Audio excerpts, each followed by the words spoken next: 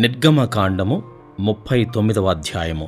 యెహోవా మోషేకు ఆజ్ఞాపించినట్టు పరిశుద్ధ స్థలములో అహరోను చేయు సేవ నిమిత్తము నీల ధూమ్ర రక్తవర్ణములు గల సేవా వస్త్రములను అనగా ప్రతిష్ఠిత వస్త్రములను కుట్టిరి. మరియు అతడు బంగారుతోనూ నీల ధూమ్ర రక్తవర్ణములు గల నూలుతోనూ పేనిన సన్న నారతోనూ ఏఫోదును చేసెను. నీల ధూమ్ర రక్తవర్ణములు గల నూలుతోనూ సన్న నారతోనూ చిత్రకారుని పనిగా నేయుటకు బంగారును రేకులుగా కొట్టి అది తీగలుగా కత్తిరించిరి. దానికి కూర్చు భుజఖండములను చేసిరి. దాని రెండు అంచులయందు అవి కోర్పబడెను. దానిమీదనున్న దాని విచిత్రమైన దట్టి ఏకాండమై దానితో సమమైన పని కలిగి బంగారుతోనూ నీల ధూమ్ర రక్తవర్ణములు గల పేనిన సన్ననారతోనూ చేయబడెను. అట్లు యెహోవా మోషేకు ఆజ్ఞాపించెను. మరియు బంగారు జవలలో పొదిగిన లేత పచ్చలను సిద్ధపరిచిరి. ముద్రలు చెక్కబడినట్లు ఇశ్రాయేలుల పేర్లు వాటి మీద చెక్కబడెను. అవి ఇశ్రాయేలులకు జ్ఞాపకార్థమైన రత్నములగునట్లు ఏఫోదు భుజముల మీద వాటిని ఉంచెను. అట్లు యెహోవా మోషేకు ఆజ్ఞాపించెను. మరియు అతడు ఏఫోదు పనివలే బంగారుతోనూ నీల ధూమ్ర రక్తవర్ణములు గల పంక్తులతోనూ సన్ననారతోనూ చిత్రకారుని పనిగా పతకమును చేసెను. అది చచ్చౌకముగా ఉండెను. ఆ పతకమును మడతగా చేసిరి. అది మడువబడినదై జేనెడు పొడుగు జేనెడు వెడల్పు గలది. వారు దానిలో 4 పంక్తుల రత్నములను పొదిగిరి.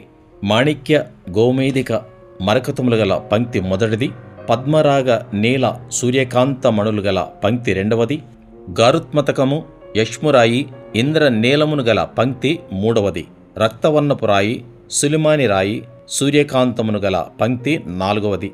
వాటి పంక్తులలో అవి బంగారు జవలలో పొదిగింపబడెను. ఆ రత్నములు ఇశ్రాయేలుల పేళ్ల చొప్పున 12 ముద్రల వలె చెక్కబడిన వారి పేళ్ల చొప్పున 12 గోత్రముల పేర్లు ఒక్కొక్క దాని మీద ఒక్కొక్క పేరు చెక్కబడెను. మరియు వారు ఆ పతకమునకు మేలిమి బంగారుతో అల్లిక పని అయిన గొలుసులు చేసిరి. వారు 2 బంగారు జవలు 2 బంగారు ఉంగరములను చేసి ఆ 2 ఉంగరములను పతకపు 2 కొనలను ఉంచి అల్లబడిన ఆ 2 బంగారు గొలుసులను పతకపు కొనలనున్న 2 ఉంగరములలో వేసి అల్లబడిన ఆ 2 గొలుసుల కొనలను ఆ 2 జవలకు తగిలించి ఏఫోదు భుజఖండముల మీద దాని ఎదుట ఉంచిరి. మరియు వారు 2 బంగారు ఉంగరములను చేసి ఏఫోదు నెదుటనున్న పతకపు లోపలి అంచున దాని 2 కొనలకు వాటిని వేసిరి. మరియు 2 బంగారు ఉంగరములను చేసి ఏఫోదు విచిత్రమైన నడికట్టునకు పైగా దాని 2వ కూర్పునొద్దనున్న దాని ఎదుటి ప్రక్కను ఏఫోదు 2 భుజఖండములకు దిగువను వాటిని వేసిరి. ఆ పతకము ఏఫోదు విచిత్రమైన దట్టికి పైగానున్నట్లును అది ఏఫోదు నుండి విడిపోకుండానట్లును ఆ పతకమును దాని ఉంగరములకును ఏఫోదు ఉంగరములకును నీలి సూత్రముతో కట్టిరి. అట్లు యెహోవా మోషేకు ఆజ్ఞాపించెను. మరియు అతడు ఏఫోదు చొక్కాయి కేవలము నీలి నూలుతో అల్లిక పనిగా చేసెను. ఆ చొక్కాయి మధ్యనున్న రంధ్రము కవచ రంధ్రము వలె ఉండెను. అది చినుగకుండునట్లు దాని రంధ్రమునకు చుట్టూ ఒక గోటు ఉండెను. మరియు వారు చొక్కాయి అంచుల మీద నీల ధూమ్ర రక్తవర్ణములు గల పేనిన నూలుతో దానిమ్మ పండ్లను చేసిరి. మరియు వారు మేలిమి బంగారుతో గంటలను చేసి ఆ దానిమ్మ పండ్ల మధ్యను అనగా ఆ చొక్కాయి అంచుల మీద చుట్టూనున్న దానిమ్మ పండ్ల మధ్యను ఆ గంటలను పెట్టిరి. యెహోవా మోషేకు ఆజ్ఞాపించినట్లు సేవ చేయుటకు ఒక్కొక్క గంటను ఒక్కొక్క దానిమ్మ పండును ఆ చొక్కాయి అంచుల మీద చుట్టూ ఉంచిరి.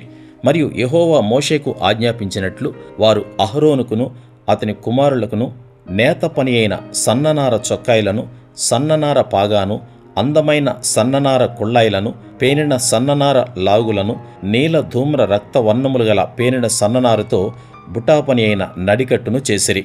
మరియు యెహోవా మోషేకు ఆజ్ఞాపించినట్లు వారు మేలిమి బంగారుతో పరిశుద్ధ కిరీట భూషణము చేసి చెక్కిన ముద్ర వలె దానిమీద యెహోవా పరిశుద్ధుడు అను రాత రాసిరి. యెహోవా మోషేకు ఆజ్ఞాపించినట్లు పాగాకు మీదుగా కట్టునట్లు దానికి నీలి సూత్రమును కట్టిరి. ప్రత్యక్షపు గుడారపు మందిరము యొక్క పని యావత్తును సంపూర్తి చేయబడెను. యెహోవా మోషేకు ఆజ్ఞాపించిన ప్రకారముగానే ఇశ్రాయేలులు చేసిరి.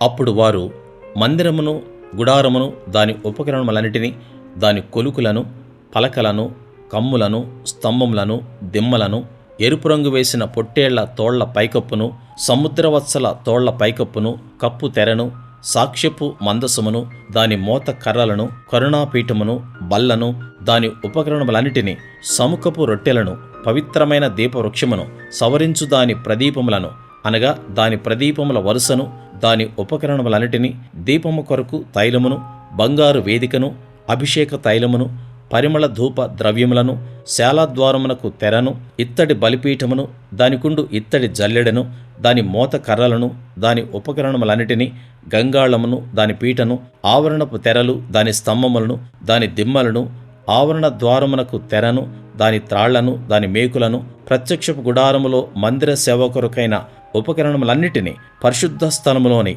యాజక సేవార్థమైన వస్త్రములను, అనగా యాజకుడైన అహరోనుకు పరిశుద్ధ వస్త్రములను, అతని కుమారులకు వస్త్రములను మోషే యొద్దకు తీసుకుని వచ్చిరి.